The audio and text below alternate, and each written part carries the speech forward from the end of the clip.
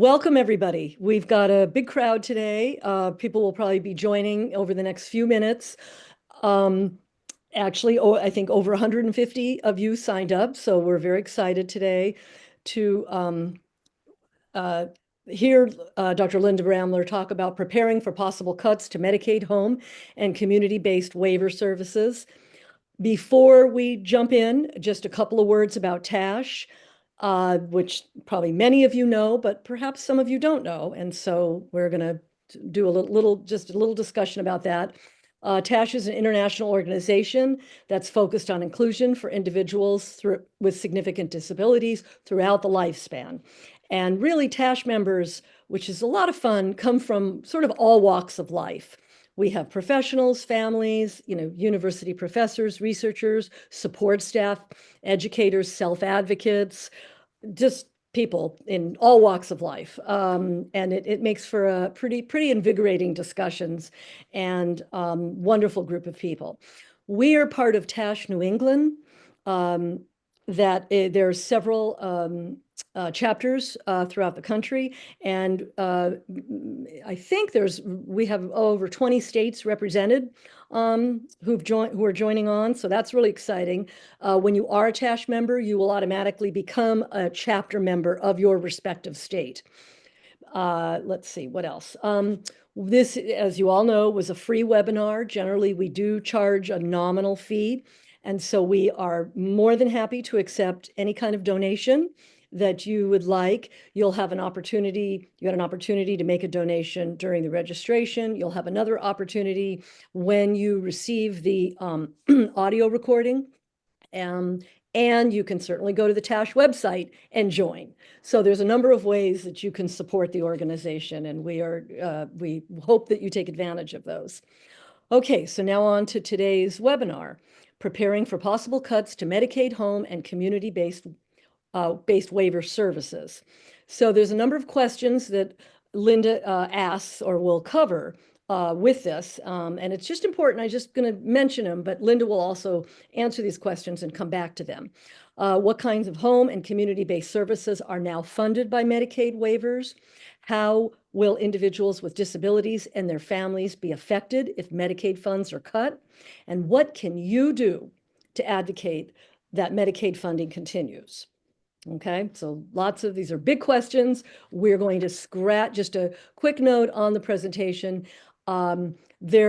People will be joining who know almost nothing to people who probably know a lot about this subject matter. Linda's done a really nice job trying to keep things as basic as possible, but also really giving people a very good overview of things. So hopefully this will be a good springboard for a lot of you to take the next step. Now, I'm going to quickly introduce Linda, although I could talk for hours about Linda, but I'm going to make that quick here. Dr. Linda Rammler has 50 years of experience in the field of disabilities. She is retired, but still working diligently in the disability field. Her current projects include providing technical assistance to parents and caregivers, as well as school and agency staff on many topics related to inclusive education and inclusive community living. She's also the volunteer advisor and staff support to People First of Connecticut. Linda's career involved working with individuals with intellectual and developmental disabilities, many of whom have had challenging behaviors, and their caregivers. Unsupported, these behaviors could easily have resulted in injury to the individual or staff and often lead to the use of restraints or other punishments, which were ineffective and sometimes harmful. Linda has taught caregivers and others with varying degrees of education and experiences about how to build relationships with individuals and minimize poor outcomes through good detective work and positive approaches. She also published articles on transition and employment of individuals with disabilities and compiled a white paper for the USED, calling for the elimination of punitive practices in schools and adult service settings. Linda is now co-president of TASH New England with Holly Bean from Maine. All right, take it away, Linda. Okay, I didn't put co-president on my slide here, but it says president. So thank you, Dina, for that introduction. I really appreciate it, but I'm really not that great, everybody. I do have a lot of years of experience, including way before Medicaid and the HCBS waiver. So what I'm going to be telling you is from my perspective as someone who is not really a bean counter, who doesn't really deal this stuff every single day, but I hope to give you an overview of things that will be very helpful for you in advocating that what we have now does not get cut and that hopefully at some point it will get increased, because I think if you ask anyone who's getting HCBS services, they will tell you that they're not getting enough. They don't have enough staff, they don't have enough opportunities to go out, they don't have enough whatever. So take in mind the fact that I'm probably, like some of you, not expert in this, but I've been around long enough to know what are critical issues and how to address them. Next slide, please, Donald. So it's important to know that you may never need all the information in this webinar. Someone said that I was making people drink from a fire hose, and that is my style because you can always go back to this and refer to things. You might say, oh, I remember something was said about that, and find it. But you probably will need at least some of the information, as some changes do seem to be inevitable. There may be no actual cuts to any Medicaid program, but this is unlikely. There actually may be increases to some Medicaid programs, but this is more unlikely. What people are talking about daily changes.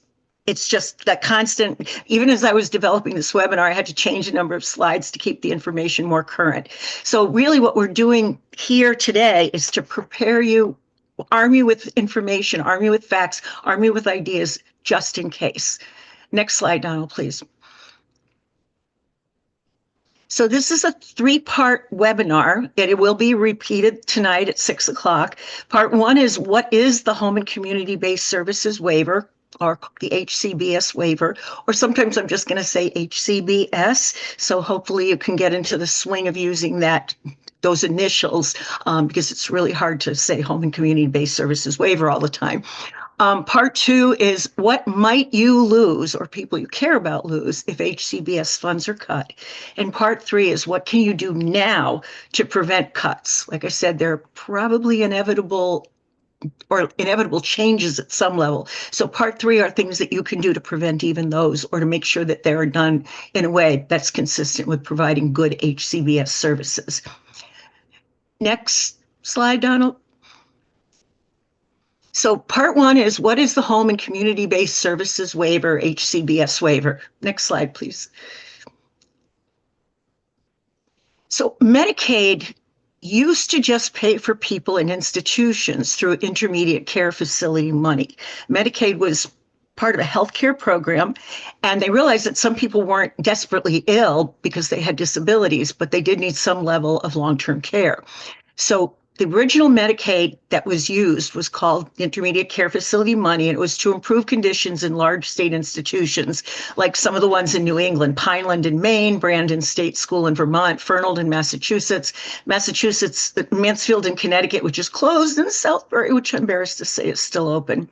And it also included campus cottages. The other purpose of ICF funding was to allow people to move into smaller facilities like regional centers and group homes, which were thought to be much improved. Unfortunately, as time has gone on, we found that most or many of these are still running like mini institutions. Next slide, please, Donald. In contrast, the Home and Community-Based Services funded by Medicaid says, and I'm going to quote this directly, states may use federal Medicaid funds to pay for home and community-based services, HCBS, for enhanced quality in HCBS programs. There must be protections for individuals receiving services, and individuals receiving services and supports through Medicaid's HCBS programs must, quote, have full access to the benefits of community living and are able to receive services in the most integrated setting. So there was a change. It was fostered by Senator Chafee from Rhode Island, who said, let's not just be funding institutions. Let's get people out of institutions and create a funding stream just for that. Next slide, please. So more about HCBS is that these waivers, what we call HCBS waivers under Medicaid, are very important to many people with disabilities. Many disabled people need long-term supports and services to be able to live independently in their communities, and their states have supplemented or replaced or somehow used some federal funding in order to do that. There's a match we'll get into later that's required for HCBS waivers. For many people, Medicaid waivers are the only way they can pay for the long-term services and supports they need. And in talking to people in preparing this, I realized how many people are getting Medicaid waivers for HCBS purposes who have no idea that that's where their funds are coming from. So if these people can't get a Medicaid waiver, they might need to go to an institution instead. And we've worked really hard to make that not happen and to close them. Next slide, please. So some background is in 1981, Congress set up the HCBS waiver program under Medicaid, and it was established by law. We're hearing a lot of things by people who aren't actually lawmakers, but we'll get to that later. The federal agency for HCBS Medicaid waivers is CMS.gov. CMS stands for the Centers for Medicare and Medicaid Services. CMS also manages Medicare and CHIP, which I'll explain in a second. Medicare is only medical insurance paid for by citizens. People cut that, they're stealing from us, and I'll say that again. By the way, citizens also pay for Social Security, and these are held in a separate trust fund, so they should not be touched because they're designated. But I'm not going to say anything more at this point because we're not really talking about those. Next slide, please. So CHIP, which I just mentioned, is the Children's Health Insurance Program under Medicare, gives low-cost health insurance to families for eligible children. So families must still be poor, but they earn too much money to qualify for Medicaid outright. So they pay for CHIP. And Stop the Steal, which was actually a term used for a whole different reason in Congress about how Americans were getting unfairly treated by being taxed at all, has now become a slogan for programs paid for by citizens like Medicare, CHIP, and Social Security. But we're not talking about these programs today. We're really going to be focusing on HCBS, Medicaid Waiver Services. Next slide, please. So other CMS facts is that Congress, no other branch of government, says how much money CMS can get for all three programs, Medicare, Medicaid, and CHIP. Each state has to make plans. Separate plans are required for different programs. Each state must match, and I put that in quote because it's not a direct match. It's not 50-50 across the board. CMS approves all state plans. Different states have different plans, and all programs are a risk, but again, we're focusing on HCBS. Not everyone understands these differences, which is really clear when you talk to some politicians, and they have absolutely no idea. You need to have an idea if you're affected by HCBS waiver programs. Next page. Another point of confusion is HCBS is not the only Medicaid program under CMS. The most common that people know about is Medicaid healthcare, and a lot of elected officials think that's what we're talking about. Medicaid healthcare is an entitlement program. Entitlement means you get it if you are eligible. So the state says you have to have XYZ, you have XYZ, you get Medicaid healthcare. The federal rules use the poverty level to set eligibility standards. They also use it to set the state contributions. And basically, you have to be low income, and it may include other things affecting quality of life, like your age, if they're not, you have a disability, if you're pregnant, etc. Next slide, please. So I want to talk about a little bit about the Medicaid healthcare, because even within Tash New England, there was some discussion because not everybody knew what it is. And again, people don't always know that Medicaid healthcare is a separate service, a separate program under CMS, still under Medicaid. Only people who meet their state's Medicaid healthcare eligibility requirements will get Medicaid healthcare. If you meet the requirements your state has, you'll get Medicaid healthcare because it's an entitlement program. Remember, entitlement means the state sets the rules for obtaining this service or these funds at XYZ. If you have XYZ, you get the programs. You're entitled to them. However, these funds may be cut too, but we're not talking about Medicaid healthcare today either. Next slide, please.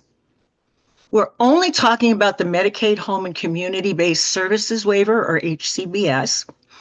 And remember that HCBS waivers are permissive about the state use of money. They must provide a much better life than ICF programs and institutions. I had an MR there because that was the old term for it. We no longer use it. They must include protections for individuals receiving services. In other words, if you are getting HCBS waiver funding, you have certain rights. And individuals receiving services and supports through Medicaid's HSBS programs must have, quote, full access to the benefits of community living and are able to receive services in the most integrated settings. And I know from my work that I have not yet met anyone who cannot have full access, if they're properly supported, to the benefits of community living and who can get their services in the most integrated setting. So don't argue with me on that one, okay? Next slide, please. CMS lists for your convenience which states provide which HCBS waiver services for your information, and it's on a website that's URL is States Waiver List Medicaid. It still can be difficult for you to figure out which state agency affects you, but if you Google HCBS waiver plus the name of your state, like Medicaid waiver plus California, you'll get a starting point for finding out more about how your state does the funding for HCBS services. Thank goodness for artificial intelligence in at least this one situation. And once you contact those agencies, you can then ask for the right phone or email to use. Next slide, please. State HCBS waiver programs must demonstrate that providing waiver services won't cost more than providing these services in an institution. We used to argue that community services cost less. We found out that that wasn't true. So they cannot cost more than institutional services. They have to ensure the protection of people's health and welfare. They have to provide adequate and reasonable provider standards to meet the needs of target population. Target population means there may be waivers for people with intellectual disabilities. There may be separate waivers for people with autism in your state. There may be separate waivers for people with brain injuries, et cetera, et cetera, et cetera. So they have to have, each of those groups have to have adequate and reasonable provider standards to meet their needs. And they must ensure that services follow an individualized and person-centered plan of care. So HCBS waiver program services are not one size fits all. They're supposed to be individualized to meet the needs. Next slide, please. So CMS sets some general guidelines for how it will allow states to spend their HCBS money. I had a conversation with Gail Fanjoy earlier today by email, and she said, oh, they don't really set guidelines. And I said, yeah, you've got 900 pages of forms to fill out. Those are guidelines, because if you don't fill it out correctly, you're not going to get it. But what's important for you to know is that eligibility differs from state to state. States can make their own eligibility criteria. How HCBS programs are run differs from state to state. Which agency or agencies run different HCBS waiver programs differ from state to state. Even within your state, different HCBS waiver funds may be run by different state agencies, and each of these waivers may fund different things from state to state, even if they have the same title. Next slide, please. What HCBS waivers can be used by states to pay for are services like these. And this is from the CMS website. These were the originally conceived things. But almost every state that had HCBS waivers has gone beyond these and asked for other types of services to be funded under this and have gotten approval. So the original service list was case management, which was supports and service coordination, homemaker services and home health aides, personal care attendants, adult health services, habilitation, both day and residential, respite care, transportation, and other services that prevent institutionalization or move individuals from institutional settings into homes and the community. So, for example, habilitation is actually a medically oriented term, and we tend to use more of a social type of definition for people with disabilities right now. So this was the original list, and we've gone beyond that in almost every state that has this program. Next step, next slide. So I'm just going to talk about Connecticut because I know Connecticut best. So in Connecticut, you may get waiver funds from one state agency called the Connecticut Department of Social Services. The funds may be for different programs with their own eligibility requirements, such as Connecticut Home Care Program for Elders, Katie Beckett Waiver, personal care attendant or PCA waiver, acquired brain injury waivers, and the autism waiver. You may have an autism waiver in your state that looks entirely different in terms of eligibility requirements and what services it actually provides than what we have in Connecticut. So know that this is just an example. Next slide, please. If you do not get them from the Department of Social Services, which, by the way, is the overall screening thing, but they don't tell who gets what, the Connecticut Department of Developmental Disabilities, DDS, is a different state agency, and they're the ones that decide how to allocate HCBS funds to individuals it serves. But it only funds individuals eligible for DDS services, which are people with IDD. And they have 3 different waivers. One is the comprehensive waiver, which covers the whole shebang for people. There's individual and family supports waiver, and there's also an employment and day supports waiver. Next slide, please. Different state HCBS waivers pay for different services. It should say different. Sorry, missed that.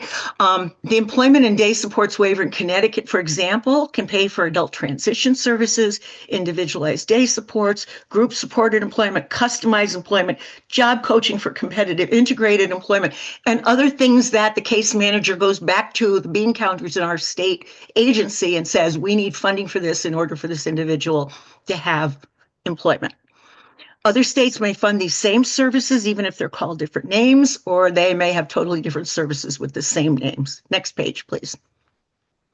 Another Connecticut example is you may not get your funding directly from the Department of Social Services or the Department of Developmental Services, but you might get those funds from the Department of Mental Health and Addiction Services, affectionately known as DEMAS. And still another state agency, which is under Department of Disability Services or Bureau of Rehabilitation Services, may contribute to deciding if someone is eligible for some of these programs. Can't emphasize this enough. Your state is likely to have different agency names, different program names, one or more programs, etc. I'm giving you an example, and one of the things that you're going to have to figure out is how this affects you in the state that you're living in. We have a little more information for people from New England, but we didn't expect everyone from all over the planet to join this, and we're really excited that you're all here today. Next slide, please. If you live in New England, for example, you can start here for more specifics about state HCBS waiver services. And what it shows is that each agency has a different title for the keeper of HCBS funds. And it also has different things to find on a URL so that you can get access to these. Next slide, please. So that's just to give you an idea. Remember, federal funds for HCBS services require state matches. It's not the same ratio per state. As I mentioned before, the federal government generally has to set the waiver rates based on poverty level, but different states have different poverty level, and it's somewhat adjusted for that. So example, in our Tash New England chapter states is Maine, the federal portion is 62% versus 38% the state pays in. In New Hampshire, it's 50-50. It's also 50-50 in Massachusetts and Connecticut.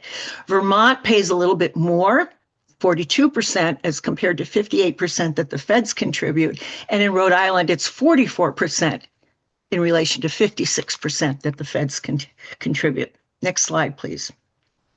So state versus federal contributions do make a difference. In New England, 3 states have an equal split, 50-50. These states are Connecticut, New Hampshire, and Massachusetts. So got half federal, half state, put them together, and you have how much the state spends on HCBS waiver services. Next slide, please. Other states have different proportions, different ratios of federal to state. And in each case, the larger piece of each pie is the federal contribution versus the lighter and smaller piece, that is the state contribution. But overall, the circles in these are still how much each of these states pay for HCBS services now. Linda, if I could just interrupt 1 second. I'm sorry, I forgot to mention, if you have a question, please put it in the chat, and we will try the last 15 minutes. We will get through as many questions as we can.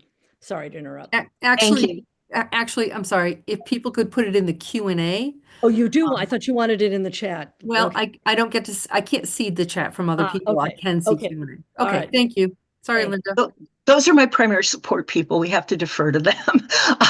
The thing is about knowing these proportions is the more federal money that goes into your state's HCBS waiver, the more your state and the people receiving those services will get hurt if there are federal cuts.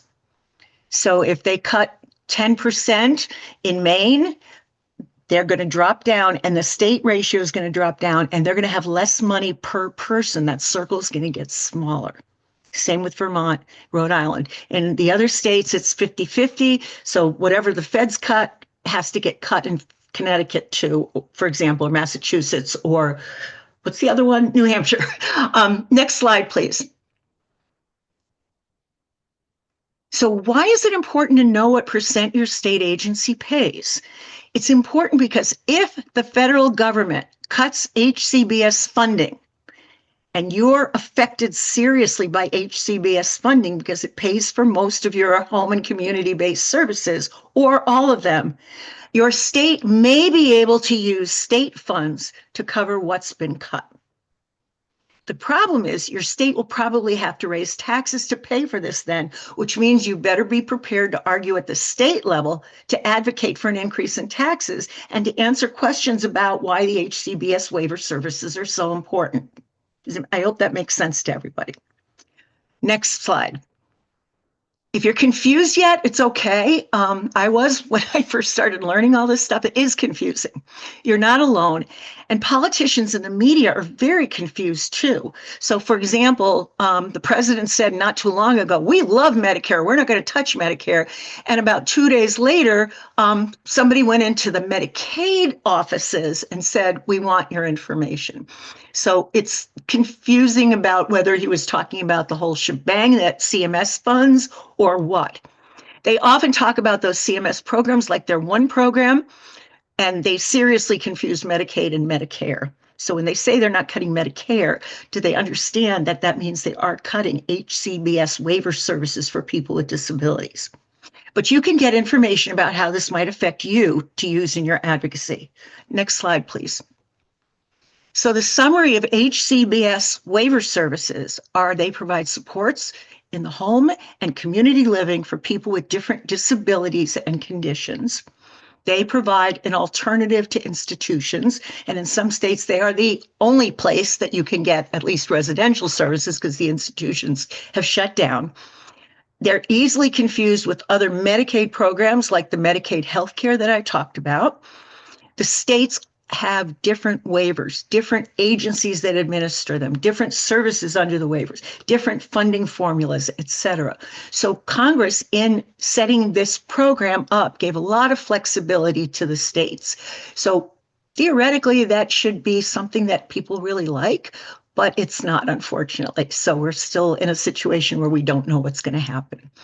Individuals we do know from tons and tons and tons of research that benefit greatly from living at home and in the community. I'm not going to go over this research here, but we can certainly employ somebody who knows this like the back of his hand, Jim Conroy from Pennsylvania, who's been studying this for years and has absolute proof that people do better living at home in the community than they do in institutional settings.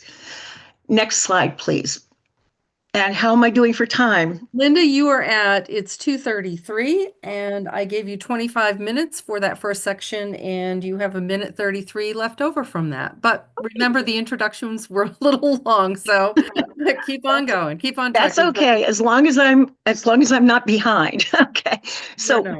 what might you lose if Medicaid gets cut? Again, I'm trying to be an optimist and say we're going to win this one, even though the House just passed a bill. I'll describe that in a second. And the Senate has to do something. And there's this other entity that's running around Washington doing things.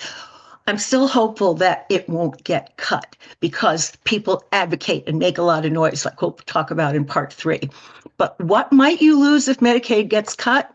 We're going to talk about now. Next slide, please. So I'm going to go very quickly through this, Donald. I'm literally going to whip through this. People should know that there are 3 branches of federal government. One is Congress. Next slide, please. One is the executive branch, which now has a new federal office, even though it has the name of Department of Government Efficiency. It is just an office within the president's suite. It was created this year by the current president.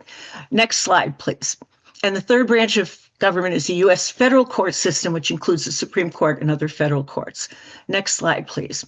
What's most important in remembering these civics facts is that this was predicated on checks and balances in the United States Constitution. And they were established as three separate branches of government to protect our freedoms and to let each branch make sure the other two were doing the right thing. There are rules about how this happens, and checks and balances honestly seem to be getting ignored by the executive branch, or it's unaware that this is supposed to be how you function in executive offices. Just a quick anecdote. I was running by the TV one day and I saw arch-conservative Lindsey Graham on something. I don't know, it was Meet the Press or what. And he was explaining how Donald Trump needs to understand that Congress funded these things. Congress is the one that has to act on it. And I thought, wow, he's agreeing with me. I'm agreeing with him. This is a day to remember. Again, arch-conservative, sticking to how the Constitution intended our federal government to be run. Next slide, please. So the usual way federal money to CMS and specifically to HCBS services happen is that the federal budget process is located in Congress. There's a budget proposal, there's a bunch of hearings, there's a congressional budget resolution, it goes to appropriations for actions. It has to be approved on by both houses, both Congress, the House of Representatives, and the Senate. And then if it's approved, it usually starts in fiscal year, whatever, in October, on October the 1st. And the president approves the budget. You may have heard situations where the president has vetoed the budget, but the president usually approves the budget because they've been part of that discussion all along. And by the way, these beautiful graphics we owe to Lisa Bodwin and Associates, who runs Strategies for Disability Equity, LLC. Next slide, please. So that end of the brief civics lesson, I am trying my best to avoid partisanship. Y'all know we have Republicans and Democrats, and it seems to be that there's a lot of going back and finger pointing about who's responsible for this. But I'm trying my best to avoid it. The reality is we have a Republican president, Republican Congress, Supreme Court judges who mostly represent Republican points of view. But is most important for you is that members of both parties are needed to save HCBS. So somebody who's just going along because their political party says they should go along needs to know how it's going to hurt you or hurt the people you care about or hurt the people you work for. Next slide, please. So about DOGE, you may have heard DOGE being kicked around. It's the new federal office. It's not a real federal agency, but it has executive powers. DOGE is the Department of Government Efficiency. It was established by the current president to root out wasteful government spending and also to consolidate government so that we weren't paying so much for bureaucrats who were sitting around with their computers doing whatever he thought they were doing. The president does have the right to name their own offices. So again, he named an individual to run DOGE, which I'm going to call it from now on. It's supposed to find and get rid of wasted federal money and make federal government smaller. Next slide.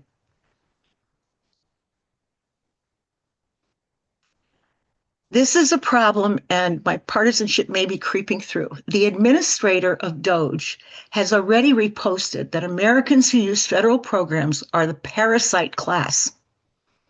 So those of you who are sitting on this webinar know that you either are members of or are working for or have family members who are members of what the executive director of DOGE thinks is a parasite class.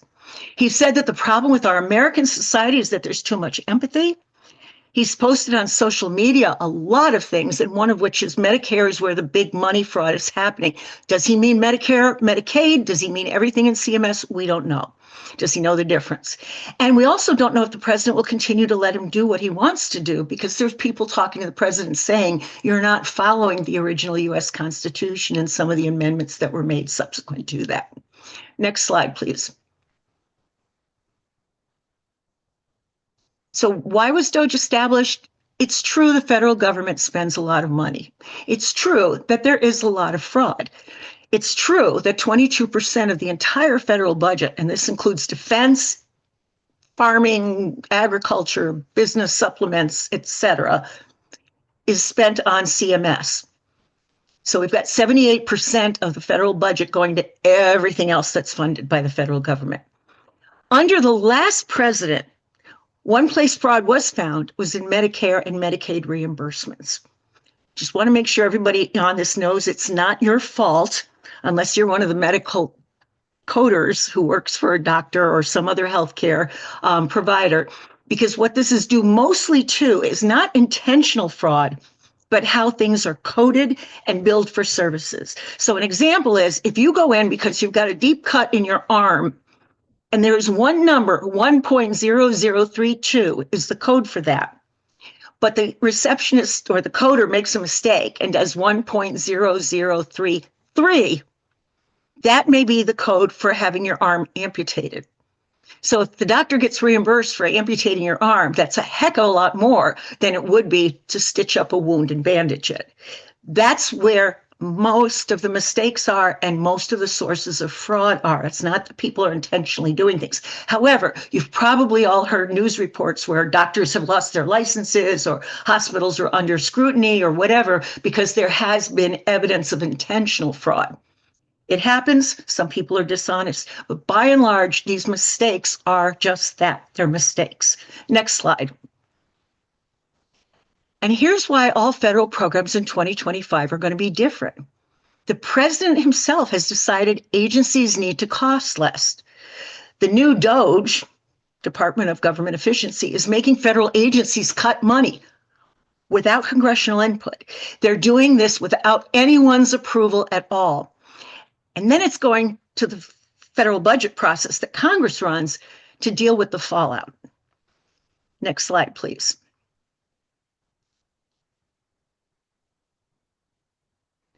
So again, I can't emphasize how important it is to know this difference, because if you're advocating to maintain HCBS services for someone you know who's living in the community and getting their services funded by this, whether you now know it or not, you're going to find out. The Medicaid healthcare is an eligibility-based entitlement program. You meet the eligibility requirements, you get the service.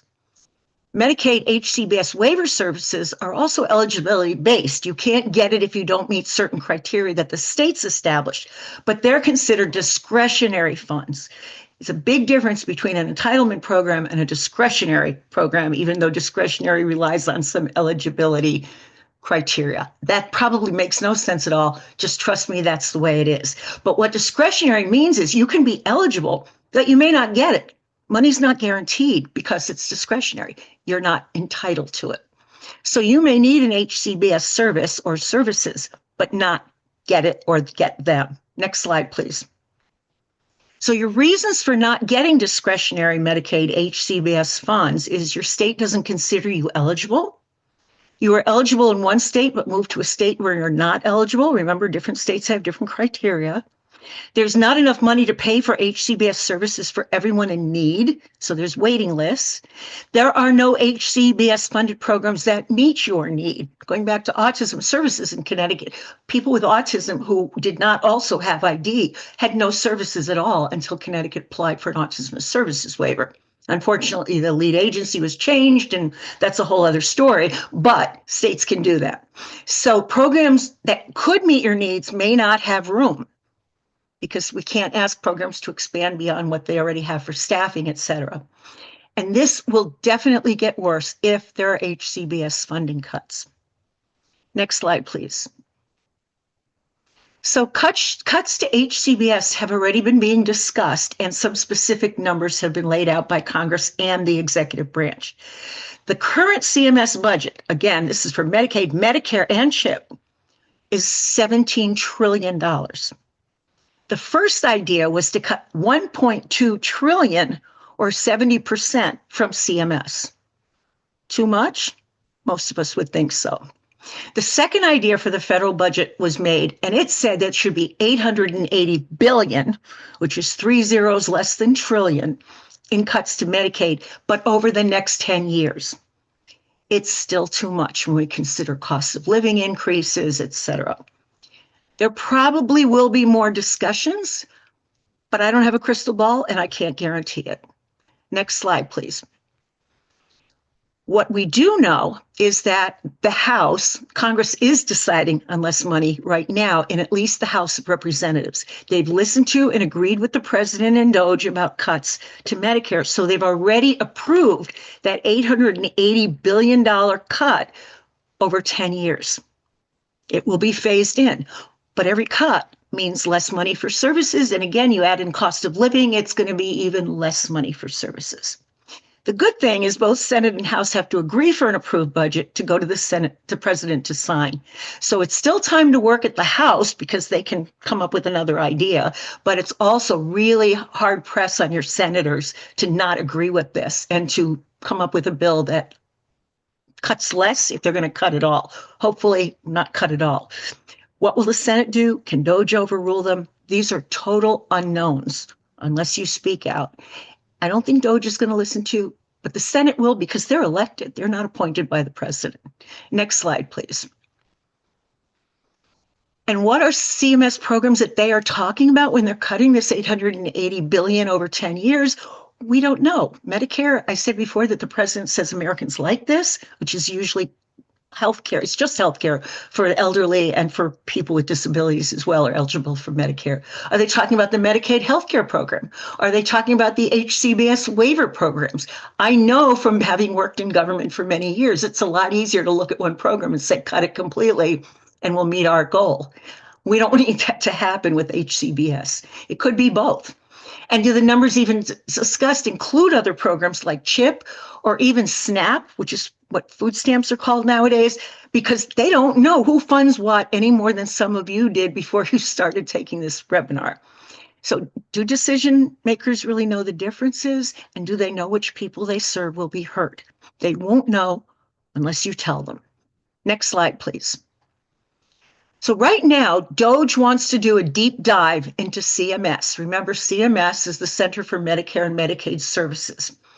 In CMS, by default, personal information goes along with billing from healthcare services because whatever healthcare provider you go to submits a bill to your state agency, which then goes on to CMS that says you, the individual, got your arm removed or got this scratch sewn up because in a wound care provided. In trying to find fraud in CMS, DOJ already got access to how states and programs are paid. So they know that there's differences between the states. They know that there's different waivers. They know that there's different, et cetera. Again, to really find fraud requires personal information. Did this individual really get this procedure? Does this individual really have 2 staff members? Or are we just billing for 2 staff members, which means we get more federal money? CMS has been very firm about saying no to DOJ because of other laws and rules it has to follow. Next page, please. Your right to privacy, you need to know this, is in the US Constitution and in federal laws. It's all over the place. Examples are the Health Insurance Portability and Accountability Act. Probably all of you have had the experience of going to a doctor or into an emergency room or something, and they make you sign a HIPAA form, which says that you're aware that this information is only going to go maybe to your primary care physician or maybe to a therapist that's going to be recommended, et cetera. There's also the Family Educational Rights and Privacy Act, which those of you who have dealt with the IDEA Services Individuals with Disabilities Education Act in public schools, which provides special education services and supports, are covered under FERPA, which causes a problem for individuals who are 18 and still getting special education services because they technically have to give permission for their family to be able to see their records unless their parents or guardians. And we don't want to do that because we're moving towards supported decision-making, and that's a whole other webinar. So unless you give permission, your information legally can only be shared on an as-needed basis. We don't know what DOJ wants and how these rights will still be protected and how that will play out in courts. So depending on the courts, you may actually lose your right to privacy if DOJ gets in the way and gets its way to be able to look at personal information and match it up to expenditures. Next slide, please. So again, Medicaid versus Medicare. They're going to be looking at 2 different populations, 2 different streams of funding. So with that confusion, how are they going to deal with what's happening where? And people have paid, and some people do get both, to make it even more complicated. People have paid into Medicare, and Social Security is also being kicked around in the media. If these programs are cut, the government literally is stealing money that people have earned. Both of those have separate accounts that are secured and can only be used to pay for Medicare and Social Security. The president's already said he's not going to cut Medicare. There's a lot of noises about Social Security. So does the president know the difference between Medicaid and Medicare, or is he going to cut Medicare thinking it's Medicaid, or vice versa? Or maybe he'll leave it alone because he thinks they're the same. We don't know this. Next slide, please. So sorting through the CMS budgeted programs and what different states are doing, impossible? Probably, even if you have all those individual records. It's going to take, I don't know, I've gone through individual records of 300 for state institutions, and it's taken me 4 or 5 months. So going through all of this at the federal government level would take forever. Is this all more confusing? Definitely. Will there be some changes? Probably. Will any changes affect you? Very likely. But remember the first slide, we're going to be optimistic, and we're going to hope that with our action, none of this is going to come to fruition, that we will be able to save HCBS waiver services and possibly even wrangle an increase, because we know that so many programs are underfunded and there are many people on the waiting list in each state. And also remember that the changes that are already in place have a bunch of legal confusions around them. There's a lot of contesting about whether or not certain things can or should be done. Next slide, please. So here are some real numbers based on someone who's now getting $3,200 a month in HCBS waiver funded services. So if 70% gets taken away, you're going to get $986 per month. Certainly not enough to pay for what you need now. If it's 50% less, you're going to get $1,600 per month, which is also not enough to pay for what you are getting now. Even less than 25%, $2,000 per month. So it goes. So you add this to the possible cuts that we're not talking about in Medicare and Supplemental Security Income, or SSDI, and basically you run the risk of being left out in the cold if some people in the government now get their way because of a lack of understanding of the benefits of these programs. So if you do have these cuts, you're going to be spending more money on healthcare, and more must go to your living expenses. And I use the number $3,200 per month. It's not very much compared to some other individuals. Some individuals get lots more per month. And how are they going to be affected? Because most of those individuals have either extreme healthcare needs or extremely challenging behaviors and need a different staff to individual ratio or special services like specialized nursing care, etc. Next slide, please. The reality is, if there are any cuts, you will not be able to get all of the services you get now. You won't be able to have the same quality of life. Next slide, please. So the worst possible scenario, if the biggest amount gets taken away, we're going to have to segregate people with disabilities again as a matter of scale. A lot of people are going to be homeless. We're going to have people clustered in institutions. And we know that institutions with no services are indeed less costly than Medicaid waiver services. So people are literally going to be going back to being warehoused. That's a danger in the worst possible scenario. We can't go back in history and let this happen. We've fought too hard for people to have homes of their own, live in the community, and have a quality of life that is enviable. And it's something that any of us would want to have. So we can't go back in history and let this happen. We have to do something about it. Next slide, please. The courts have had a role, because I mentioned them before, and the most important ruling affecting Medicaid was in 1999, and some of you may have heard of the Olmstead decision, Olmstead versus LC. And what the ruling is from the Supreme Court was that segregating people with disabilities is discrimination under a federal law, the Americans with Disabilities Act, that was passed in 1990 and signed by a Republican president. And Olmstead orders states to make all programs home and community based. Get rid of sheltered workshops, get rid of regional centers, get rid of all congregate living and all congregate day programs, et cetera, so that everything is person-centered, individualized. It's not saying you can't cluster people with the same needs together, but you can no longer clump people together with totally different needs. Most states who are doing this Olmstead implementation are using HCBS waivers to accomplish this. This is very, very important to keep in mind, because anything that happens to these funds is going to be against a federal court ruling. And it takes a long time for the federal court, the Supreme Court, to back itself up, as some of you know with certain issues recently, to undo something it's done before. Next slide, please. There have been input recently from lower federal courts, and my hero is Rhode Island U.S. District Court Judge John McConnell. In January, he issued a ruling. I don't know who brought this to his attention or whether he was just following the news or what, but he issued a ruling that said the administration can't just stop paying out federal money. So some of you may have gotten your checks in January, you may have gotten your checks on time in February, but your March checks may have been a tiny bit late because it took that long for people to get this ruling trickling down to the level of people who actually cut those checks. Hope that makes sense.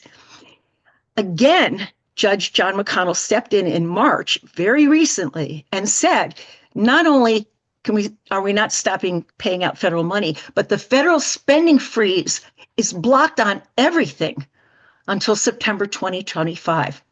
So we can all breathe a collective sigh of relief, sort of, although DOJ seems to be getting in the way, that these are not supposed to be getting cut yet.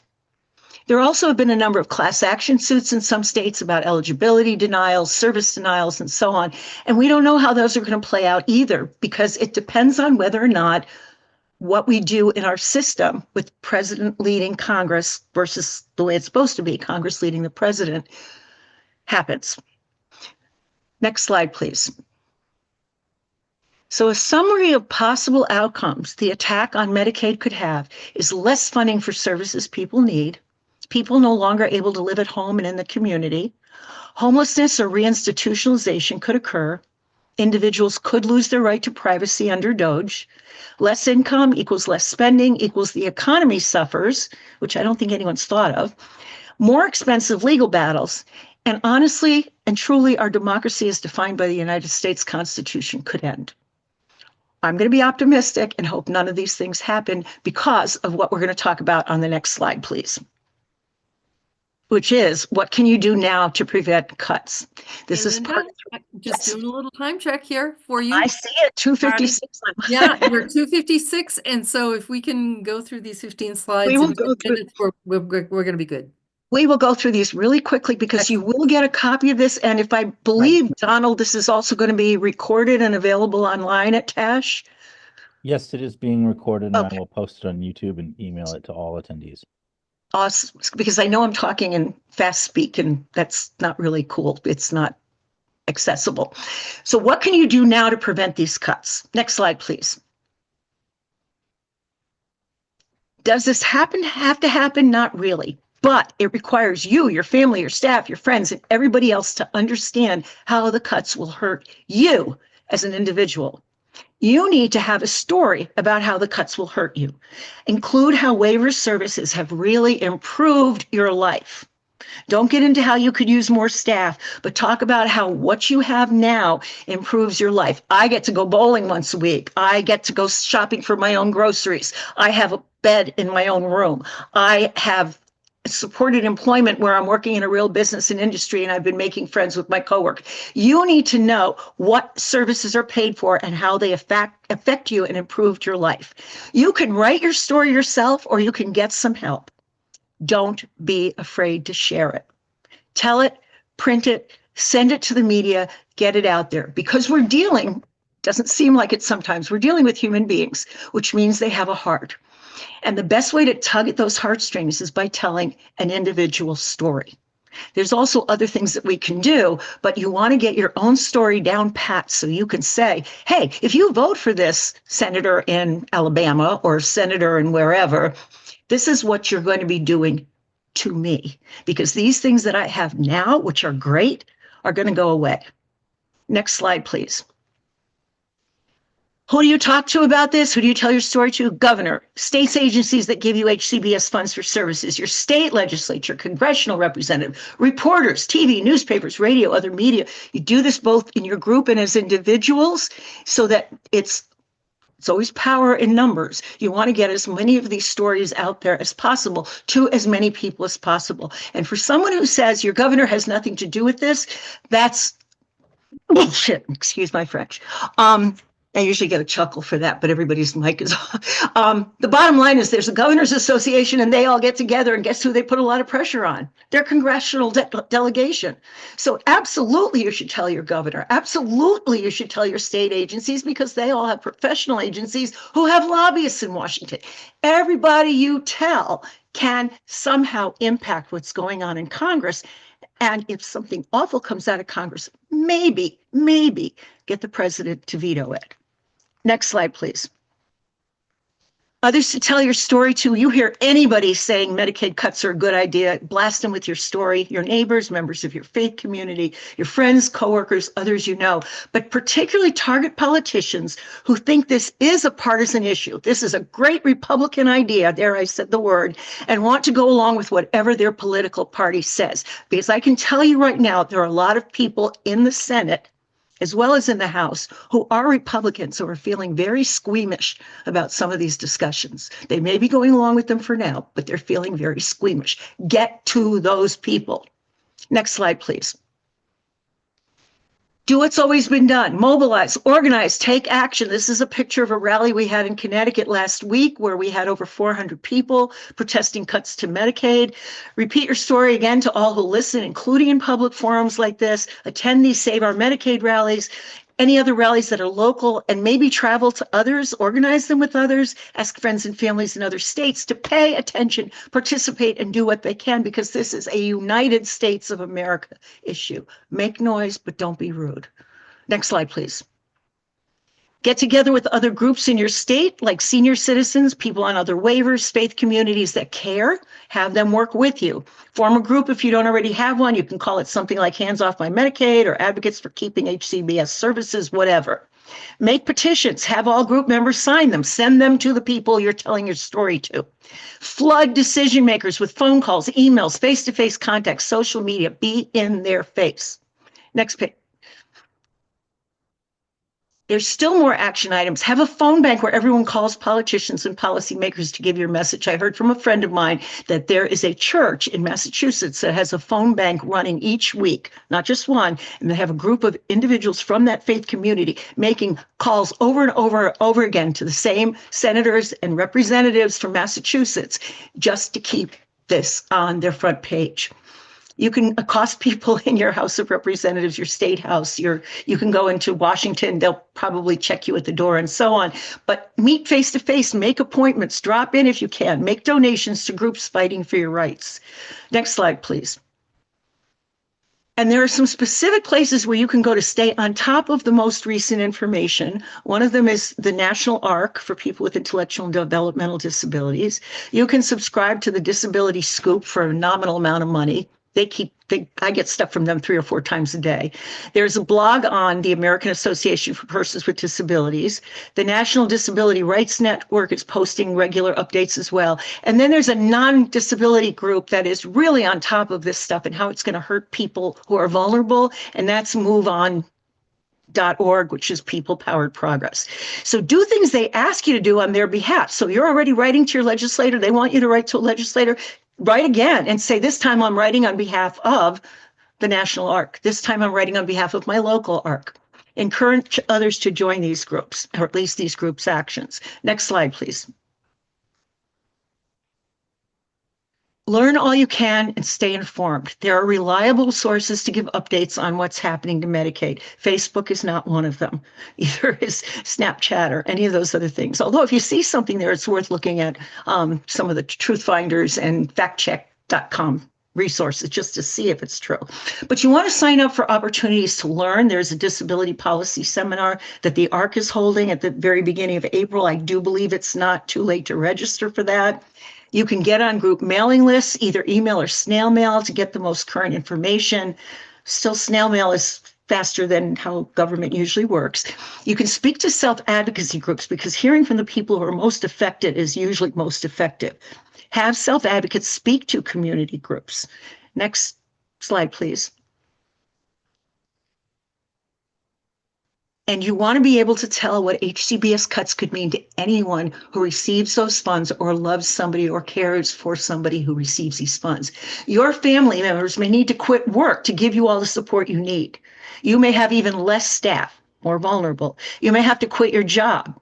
People you work for may have to let you go if you don't get the supports you need to keep working. You may have to live with more people than you live with now. You'll probably have to stay home more instead of volunteering or going to faith services or whatever else you do in your free time with HCBS waiver funded supports. Next slide.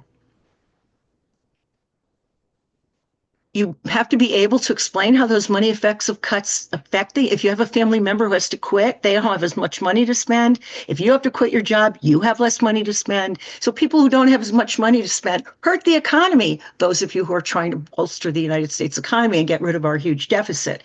Hurting the economy, though, means higher taxes, higher costs of goods and services, and less value for your money. No one wants those. So if you point this out as a fact, that goods and services are going to cost more, you get less value for your money, and your taxes will go up, at least at the local and state level, that can be something that absolutely puts the brakes on some people who think they're doing the right thing at the federal level. Next step, next slide. Because states differ, some optional action items are to arm yourself with information about what your state specifically covers. So who funds what in your state, what services are there, which state agency gives out what money, how that money is given out. It may be to you directly, to a fiscal intermediary, which then pays people who support you. It may go to an agency that gives you services. You need to know that. And whatever you learn, you can use to provide more detail to Congress. Next slide. And a summary of what you can do is all of us, anyone, it doesn't matter the significance of your disability, what type of disability you have, who you are, what your walk in life is. All of us can work to prevent cuts. There is definitely power in numbers. Telling personal stories and providing information about other effects is the key to changing people's minds, tugging at those heartstrings. Don't just do one thing and one and done. Do many things at once and keep at it. Support favorable decision makers because they're in the minority. There's a lot of flack, and Judge McConnell, for example, in Rhode Island has even gotten death threats about what he's done. We want to support people like him. We want to educate those who disagree politely, but strongly. Definitely advocate, and please don't give up. Next slide.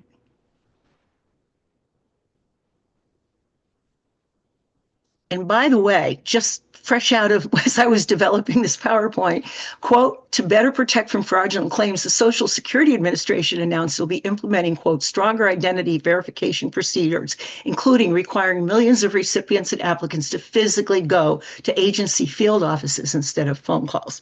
That was published in USA Today, which is usually fairly accurate. So how far away is your field office for Social Security or SSDI? Is it like mine in a place where no public transportation goes because it's in the middle of an industrial park? And another recent news, this is another recent news flash. We have to stay on top of what the news is telling us. Get it from multiple sources. Get it from multiple sources and glean what's common across them and ask people in the know if you're not sure. Next slide. Now it's time for questions and answers. So who's gonna, was it you, Gail, who is gonna throw the questions at me? Well, we've had several questions that have come in the Q&A, and I've been able to answer all of them, but I'm going to go over those questions right now for the benefit of all of the participants, because they don't, only we get to see the questions. Not everybody gets to see the questions, and they're really good questions. So I've answered 3. Oh, can we have a copy of the slides? Yes, everybody's going to get a copy of the slides. And I think that Don will put that in the chat as well. And there is, there's some in the chat as well. So we can go back and forth if you don't get it. Right. I can see the chat now. I can see chat questions now. Don will fix that. Okay. An anonymous attendee asked a great question, and I took some time and just went to my Google. So Mr. Google, he said, "Do we know what the rate of Medicaid, Medicare fraud is?" We do not. That's well, what Doge is looking at. Well, let me just tell you something. I did type in that question. And the Center on Budget and Policy Priorities on February 21st of this year, 2025, reported that in 2024, the improper payment rate was 5.09%, down from 8.28% in 2023. There's also an eligibility rate. So mistakes made in eligibility, but this particular, so if you go to www.cbpp.org, you can read the exact article I read. And But it's Gail, pretty, just to clarify, the actual percentage went down. yes, it did. From the Yeah. previous year. From the- However, again, there's always decimal points that get misplaced in federal reporting and so on. So this is a guesstimate, and whether or not it's truly fraudulent requires further investigation. Absolutely. And you Right. can't do further investigation without your permission if you're somebody who received one of these services because of the laws that protect your privacy. So this is an estimate. It's really low when you consider the tons of money that's out there. I mean, to have less than, we certainly look for more when we're doing research. That's a very low percentage. If we got 95% of people responding to requests for information, we would be golden. But we look for 40%. So this is nominal. And again, there could be inaccuracies in this because it's really the best guess of OMB. But it was what I said. It's from the previous administration. So we can't blame this on the current administration. Right. It came out of the previous administration. Well, I encourage people to read, and you can Google other sources as well. This was the one I happened to pull off. There are other percentages in there in terms of other categories of errors that may be made. So I just picked that one out. But so I really encourage you to research that if that's important to you. And someone just put in the chat with respect to this question that I think Gregory said, I believe the improper payment rate includes both overpayments and underpayments. So it's a combination. It's not necessarily just fraud. Exactly. Right. Exactly. And again, technically, if you screw up your coding, you're being fraudulent, but it's a mistake. Not Human intentionally fraud. Yeah. people make mistakes, and the coding is so complicated that people get a separate certificate in that from most community colleges in most states. Yeah. You don't just hire somebody and stick them in front of your Medicaid, Medicare stuff and say, code this. For sure, for sure. I sit on my hospital's board of trustees, and so I get to see some of that stuff. Eileen Estabrook asked a great question, and I think that this is kind of what we need to drill down. People need to drill down about. And her question was, how do you know which of your services are HCBS based? And she explained that her daughter lives in a group home but pays rent, food from her Medicare. She receives day program services, which are waiver-based, but what about the housing? This presentation really is at a high level. We're talking about the federal government. We're talking about the state government. However, the delivery of HCBS services can look very different in your state. In my state, it happens to be from the state. However, there are many states that have a county form of delivery. There are states that have managed care. So a managed care company, which is really an insurance company, is making those decisions.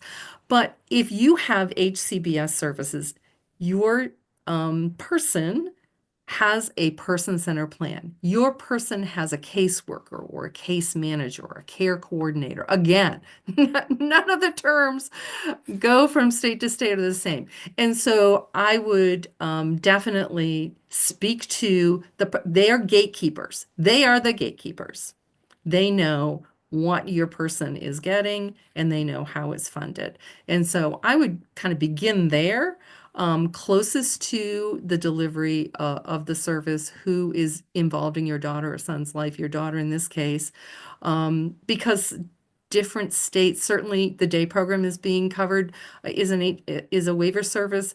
Her group home may also receive waiver services, but not for room and board, as you pointed out, Eileen, that is coming from another source. And So let me also just interject. I know Gail's not saying this, but I want to make sure people understand this. Don't ask direct care staff who are supporting the No. individual. You No. need to kind of go up the food chain. The person to properly start with is, like Gail said, if your daughter, I guess, has a case manager, or for anyone else here, if they have a case manager, that person should know, or definitely should be able to find out, because case management, again, is one of the services that HCBS has always funded. And it's supposed to be funded separately from your actual allocation. Whether it is in states or not, I don't know, but it was supposed to be from the get-go. So ask a case manager if you have one. In different states, case managers may be called different things, like social workers. So you can start with your HCBS plus your state and make a call there and say, I'm confused, and give that same line of who's paying for what, et cetera, et cetera. How do I find this out? And somebody will probably give you somewhere else to call, and they'll give you somewhere else to call, and they'll give you somewhere else to call, and they'll give you somewhere else to call. Eventually, you'll get to somebody who actually knows the answer. Yeah. Don't give up. Rebecca Acosta asked, how do I know which program in my state is Medicaid funded? She says we are on the HCBA waiver in California. Okay, here comes some acronyms. Get ready. I don't know what they mean, Rebecca, because I'm from Maine. Use IHSS, WPCS, and Regional Center Self-Determination. Are they all from HCBS? I'm going to encourage you, Rebecca, to I'm just going to look. write I in. have the answer in one of the slides, Okay. which says CMS lists which states provide which HCBS waiver services for your information, and it's on a website called State Waivers List Medicaid. Perfect. And you will get, that's where I pulled most, that's what I actually had pulled stuff down from the Connecticut website and found out it was inaccurate when I looked at the federal website, followed up, and the federal website was actually more accurate. So it's on slide 14. So you Google Medicaid waiver or HCBS waiver plus the name of your state, and you will get a bunch of pages per state that answer that question for you. Again, you may have to go back to whoever administers that. Somebody's going back to see this. Yeah, that's it right here. You may have to go to somebody in your state to find out, what does this mean? Right. Just scrolling through the chat here, that those were the questions in the Q&A. Mary Ulrich says the president and Republicans have made DEI the boogeyman. Is there any wording that is acceptable to the administration? That's a $64,000 question, Mary. I was just on a webinar the other day, and it had nothing to do with disability, quite frankly. It had to do with the National Park Service, but they're using they're using the term DEIA. So they're literally talking about accessibility. And that seems to be a term that people feel okay about. Certainly diversity, equity, and inclusion, not so much, but accessibility is so, you might approach it through that, or just stand up to it and say, damn it, I'm going to talk about DEI because it's important. And again, people are not going to know what you're talking about. So that's why I included all this huge amount of information in this, so that you can say, for example, if they're talking about Medicare cuts, you can say to them, so you really want Granny to come out of the nursing home and you're going to take care of her for the next however many years she lives? Because that's what could happen if you're talking Medicare. However, do you really want to take my son, who's got some significant behavior challenges, into your home and deal with those because he doesn't have a residential place anymore that provides positive behavior supports for him? So knowing that difference and answering that way, but actually, in fact, Linda, just to confuse things a little more, most people who are residing in nursing homes spend down their personal money and they qualify for Medicaid, right? And so most people living in nursing homes are Medicaid funded. Mm-hmm. And that's why I said Medicaid funded. So if they're opposing these cuts, if they're not opposing these cuts, they need to know that they may have to take Granny back home again because she may not be able to stay there. Yeah, for sure. For sure. And being a granny, I do. Yeah, I get it. Yeah. And again, not ready for the home, but Your ISP should include a budget. The HCBS funding should be outlined in this budget. What state are you, Mary? Would you type what state you're in? You're from? I'd love to know where you're all from. Because it's not, oh, North Carolina. Okay. Because I don't think that that's across the board, a common thing. It isn't in Maine anyway. At some point, that budget or the amount of money is known, but it might not be known to the person, the focus person or that person's family. But it certainly should be known to the provider, or if the person's getting the money directly under a self-determination waiver or service, then they would know what it is for sure. Yeah. You can also look to whoever is in charge of your state budget because they do that analysis. And we have a legislative office of research who could also look up the answer to that question. So I don't know what you have in your state, but again, don't give up. Keep talking to somebody until you find somebody who can answer your question. The caseworker, case manager, again, they're the gatekeeper. They have the authorizations for all of your services. They know exactly how much money is attached to which service, all the services per your individual. And so the number is known. The numbers are known. It just is different state to state in terms of who you gonna call. And by the way, if you are a guardian of the individual, you are entitled to that information. If you are not a guardian, the individual is entitled to that information. And I have been in many situations where technically the person who's not the guardian is really helping the individual make a lot of decisions through supported decision making, but they can help the individual put it in writing that says, I need to know this. Or they can designate this, this is a person who's going to help me understand that. Exactly. And it can be notarized and it's a legal document at that point. I want to just give Donald a moment to mention the disability policy seminar that or meetings that are coming up, and anything else from Tash. Donald, I know you posted a few things related, so go for it. Oh, yeah. As was mentioned in this webinar, there's a couple things you can do coming up. There is, in addition to the resources that Linda listed, I posted in the chat, the TASH Policy Action Center. We've got links to websites where you can find your congressional delegation. We've got links to the Autism Society's Political Action Center where they have action alerts.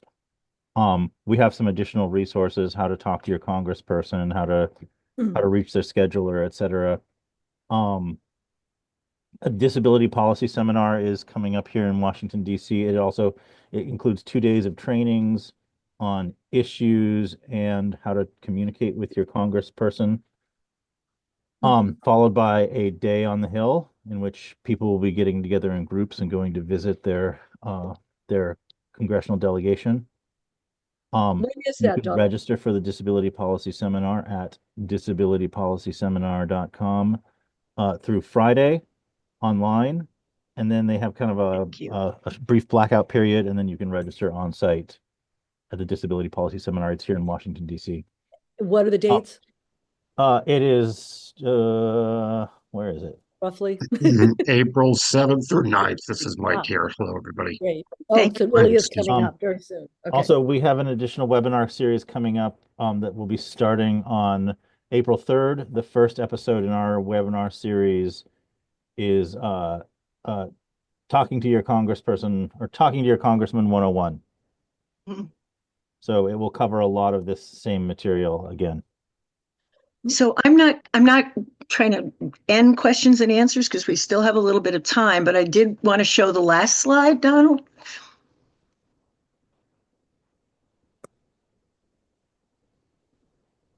So in closing, I want you to please consider becoming a member of TASH, Advancing Inclusion since 1975, because there are many resources you'll find on important issues. Not that you can't access them right off the website, but if you're a member, you get also other current information that can be very, very helpful.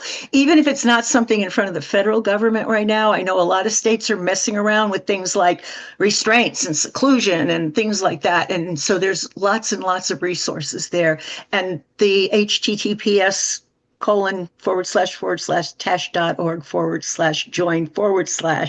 is how you get directly to filling out an application. And I can pretty well guarantee your application will not be denied, and that you will be asked to pay the required membership fee. And you can also, I think if you really can't afford it, there may be some other ways to do it. So for example, our chapter in Connecticut and New England might be able to help with some of that, because that's one of our goals and our plan. So you If can you go live back in to, New England. If you you have live to in live in New England though for that. Right. Michael, did you want to say some closing remarks or? All right, just as I clear my throat, thank you, Tina. Sorry. You're good. Thank you. I know we're, excuse me, almost at time.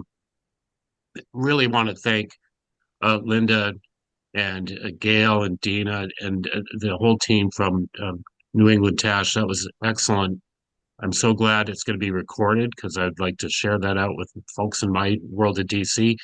I did put a link into the policy seminar. Donald, you can check that. I might have screwed that up, to be honest, but that's an important gathering. I'm glad it was brought up at the end here.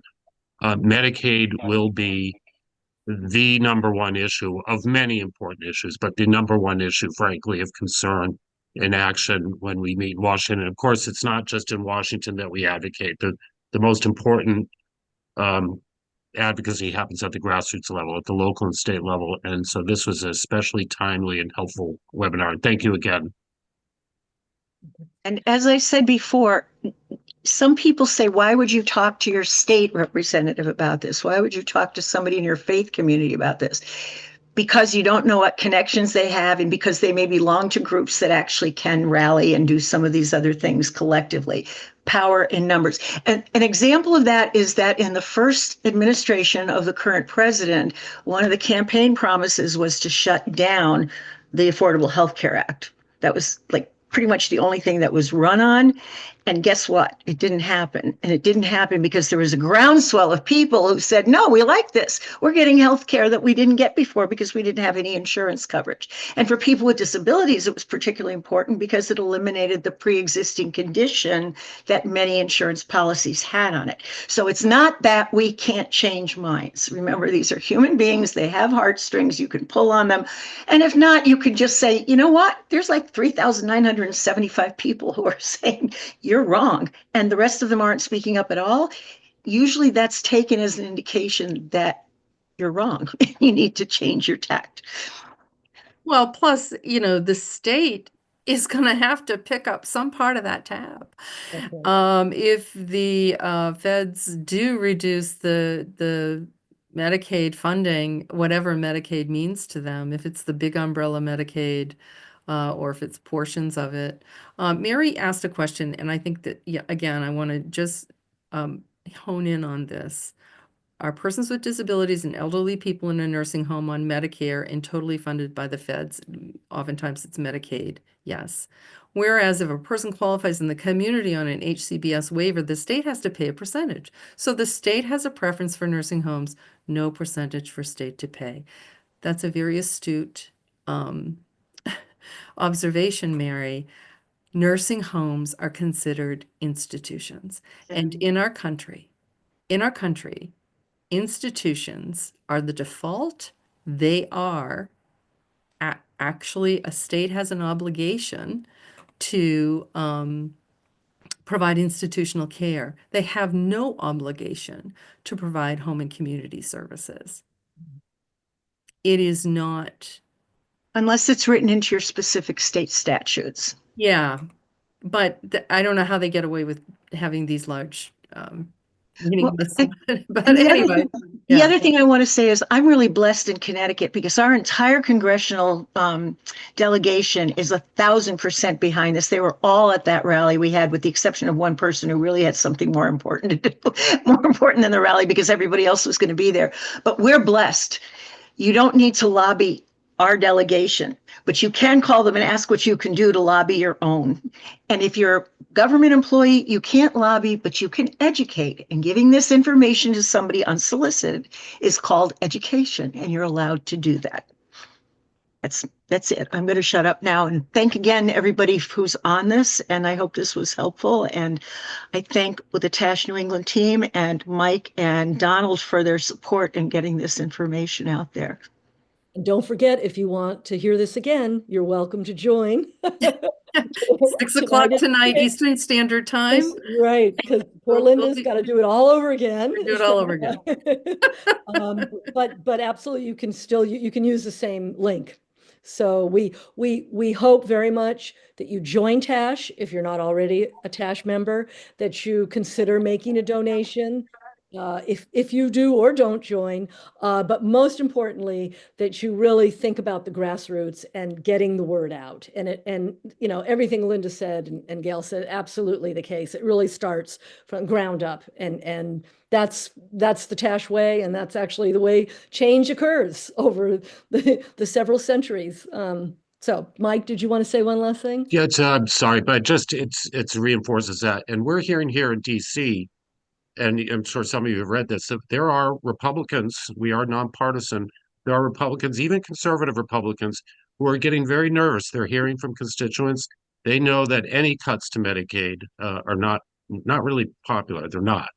And so it is penetrating that messaging. So I just encourage everyone to keep up the good work. It does matter, and you're being heard.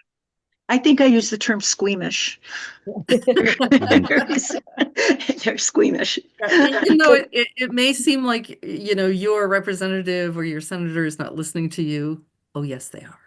Yes, they're hearing you. Well, and there really are human and financial implications of all this, which I think, you know, Linda did such a good job in really sharing. So they're going to hear it, whether or not they know people with disabilities, which they probably do, because almost everybody does. But Who doesn't? regardless, they're squeamish for good reasons. Yeah. Thank you, Linda. We're at time. Bye, everyone. Thank you for Bye.